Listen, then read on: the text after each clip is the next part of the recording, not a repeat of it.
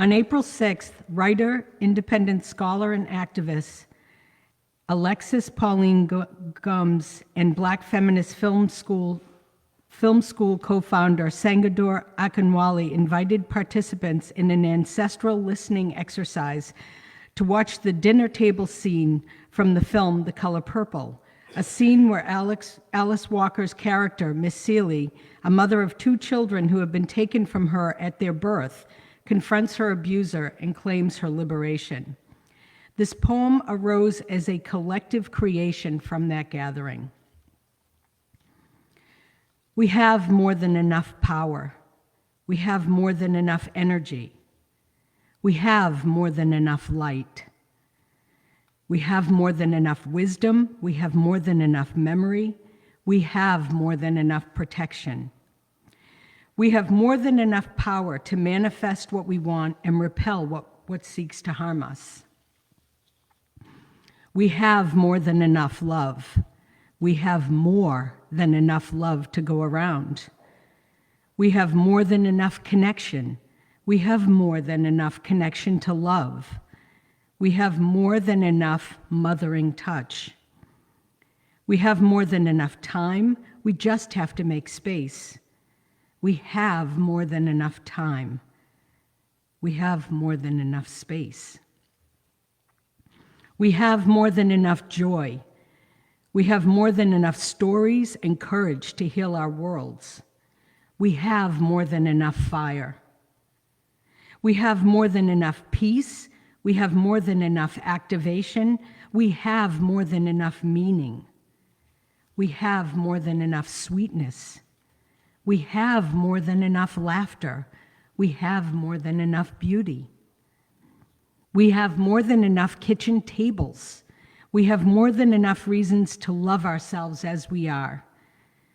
We have more than enough clarity. We have more than enough gentleness. We have more than enough compassion for ourselves. We have more than enough intimacy. We have more than enough reverberation. We have more than enough music. We have more than enough audacity. We have more than enough breath. We have more than enough examples. We have more than enough bridge. We have more than enough capacity. We have more than enough illumination. We have more than enough poetry everywhere. We have more than enough community. We have more than enough pathway. We have more than enough guidance. We have more than enough guidance. We have more. We have more than enough. In Disney's 1941 animated film Dumbo, a little circus elephant is born with comically large ears. At his delivery, the other elephants in the herd laugh at him and mock him, giving him the nickname Dumbo. His mother, only identified as Mrs. Jumbo, becomes angry and protective and is goaded into a stampeding rage. She is cruelly subdued by her human captors, separated from her baby, and held in a cage in solitary confinement. A mouse named Timothy reunites the baby elephant and his mother one rainy night, and she puts her trunk through the bars of the cage and uses it to rock the little baby. We remember today all those mothers separated from their children by incarceration and deportation and detention. We remember and we acknowledge.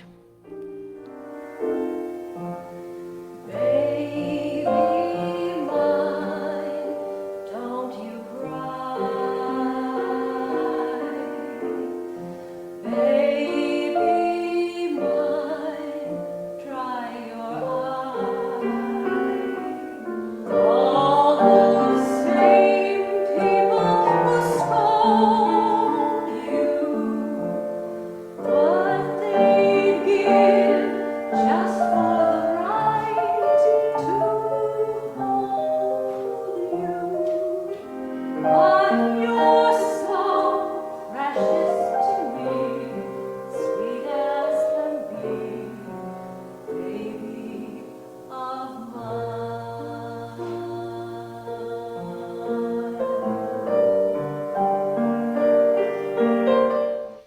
I have been listening a lot lately to mothers because I'm curious about what they really want for Mother's Day.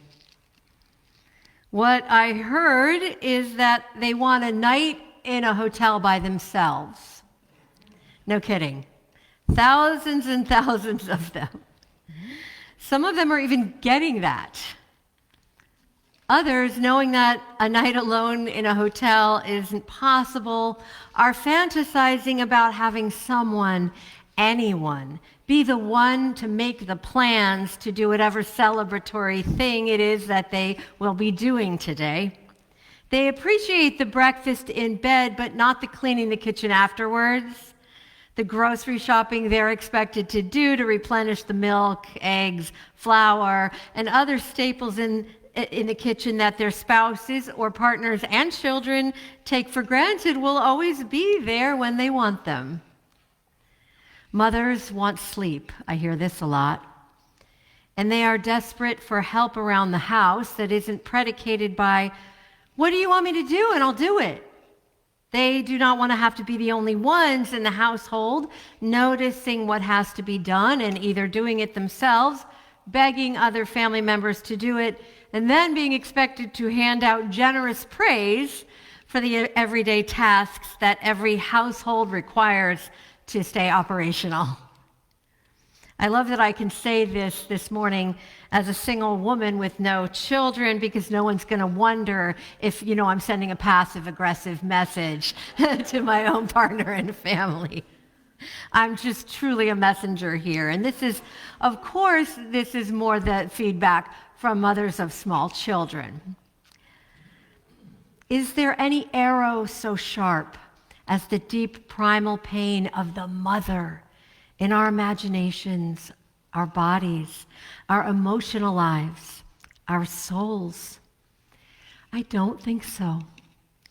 Deep in the soul lies the question, that which gives us biological birth and life, will that power also love and nurture us adequately? If not, the wound is deep and takes a lifetime of seeking, questing, and healing to integrate and come to terms with. And this responsibility, not only to gestate human life, but to nurture and love it adequately, fails to ordinary mortal women, to moms. Mother's Day is not a religious observance. It's not a religious holiday. And for that reason, many preachers don't address it at all. But how strange it seems to me, and how deficient not to recognize that mother is the first and perhaps most important spiritual archetype that we form in our human lives.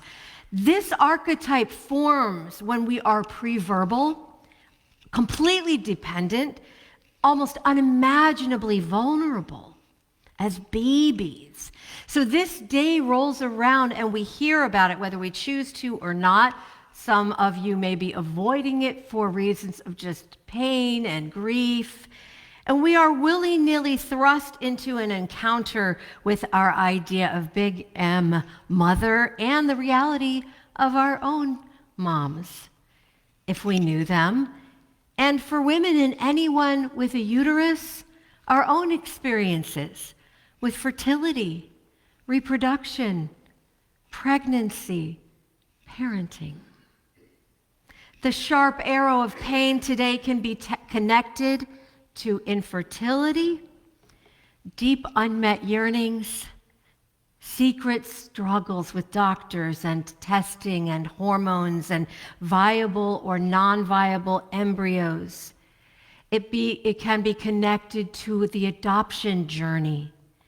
It can be connected to miscarriages, still such a private and unspoken reality among even close friends. It can be connected to infant and child loss. Not everyone can readily and easily answer the question, do you have children? Children placed for adoption, pregnancies terminated. These are all widespread in our communities, but the stories are tucked away. And you know why? because somewhere along the line, and it was a very, very long time ago, global societies, not just ours, decided to romanticize motherhood and to treat mothers as a sentimental ideal rather than squarely face and respect the complexity of those who give birth. Mommy is a person. How old were you when you first learned your mother's first name? I can't remember that far back. I'm sure there was a moment like the light bulb goes back, like, Mom is Shirley. I do remember a day, though, when one of my siblings and I were in the back of our station wagon, whining and being bratty and demanding, and my mother suddenly pulled the car over to the side of the road, and she turned around, and she said in a fairly murderous tone, I am not a chauffeur. I have more to do than driving you kids around. If you want to treat me like a chauffeur, at least get me one of those awesome hats. We went totally owl-eyed with shock because, as I recall, we weren't talking directly to her. She had just been stewing, obviously.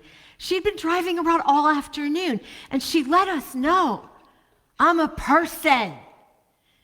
It was a really important moment. I remember it. I respected it then, and I do today. It's interesting because right around that same year, 1976 or so, the poet and public intellectual Adrienne Rich wrote of Woman Born. I don't know if my mom read it. I really doubt it. And Rich argued that in patriarchal cultures, any person identified as a woman is obligated to take on a maternal role, whether or not they are actually a mother. And the qualities women are expected to have are those of self-sacrifice, nurturing of everybody, and ironically, asexuality. And just let that sink in for a minute because it's really interesting.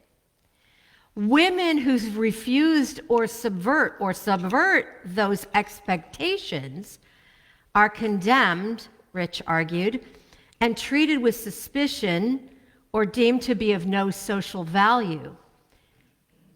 I can tell you this is very much my own experience and observation, and that the men's rights movement that is really ascending right now and radicalizing so many young men especially is obsessed with this whole subject.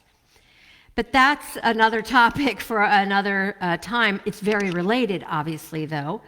In short, anyone identified as a woman is supposed to behave as a mommy in our society, and if she's not, she's assigned very unkind labels. Most of those are not fit to be repeated in a church sanctuary. But you can imagine what some of them are. I have been called some of those names.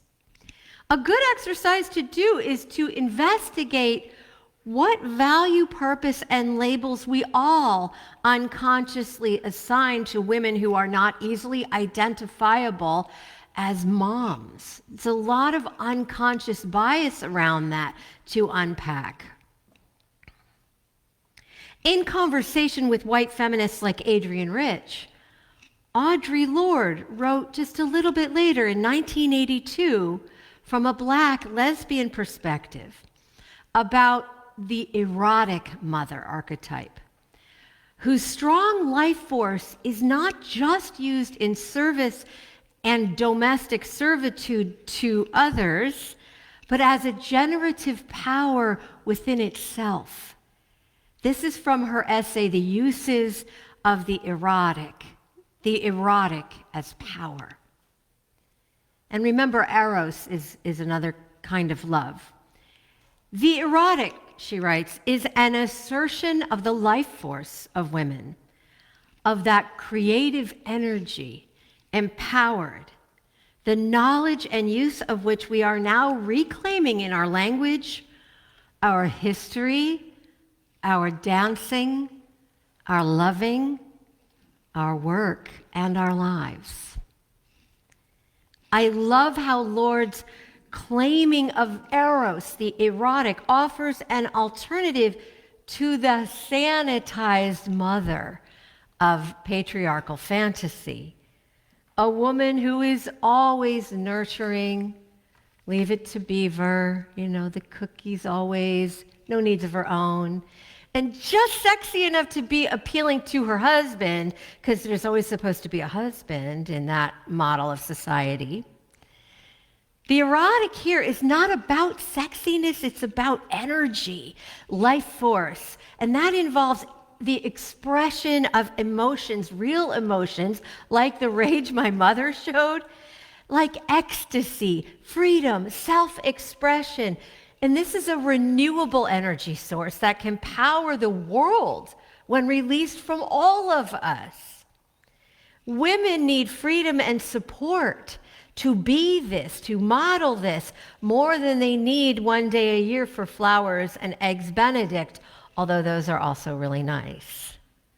This energy released from the confines of sweet, safe mothers who are quietly resentful will only generate creative love for all of us, of all genders, of all sexualities, of all bodies. And finally, I want to introduce you again. Francine just gave a reading that she edited, but to Alexis Pauline Gumbs, a non-binary Black scholar, contemporary Black scholar, whose work I've just been finding radical and joyful and inspirational, who describes themselves as a Black troublemaker and love evangelist. Gumbs' work is greatly informed by that of Audre Lord, and I want to close with their question to all of us. What does it mean to create a world where we are accountable to children? What does it mean to create a world where we are accountable to children? Here are Gumbs' words. Mothering is revolutionary. The people who aren't supposed to have a chance to mother, like Black, queer, poor people, people like us, and the people who mothered us, are recreating the world every day in intimate, intergenerational, creative, and collective ways, should be given a space to tell their stories. If we are ever going to have the society that we need, like one where humans get to keep living on this planet, for example, everyone needs to learn from the world-changing daily work that we call mothering. You may have entered this sanctuary this morning claiming the identity of mother, and you may not have. But I hope that as we go forth, we will all consider the ways in which revolutionary love calls forth that radical, revolutionary mothering commitment from all of us, whatever bodies or genders or biological reality we inhabit.